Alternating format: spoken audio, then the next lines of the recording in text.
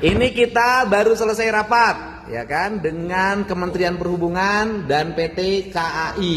Ya. Wajah-wajah cerah penuh harapan. Walaupun jalannya berkelok-kelok, tetapi hidupnya tetap lurus. Jadi di Jawa Barat ini ada 11 jalur kereta yang akan segera direaktivasi. Bapak sebutin mana aja? Banjar Cijulang, Pak.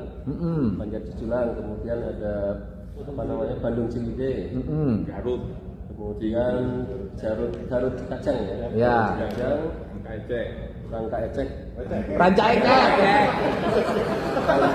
Ranca Ekek Tanjung Sari, Ranca Ekek Tanjung Sari, terus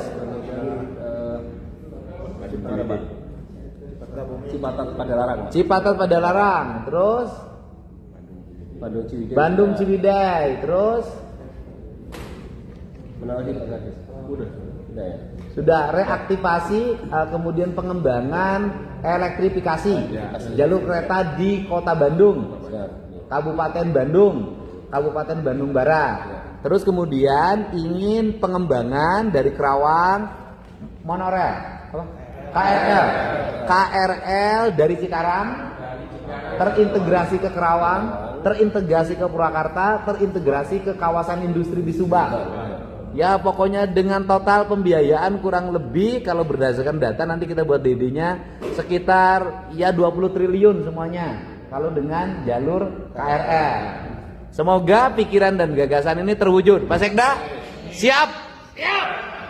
Oke, mudah-mudahan ke depan Jawa Barat terkoneksi dengan jalur kereta api melewati alam yang indah, gunung yang hijau, sawah yang terhampar luas, laut yang bergemuruh dengan ombaknya.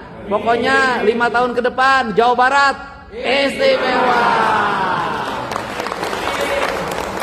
Jangan lupa Pak, sebutin oleh Bapak Cikudapate.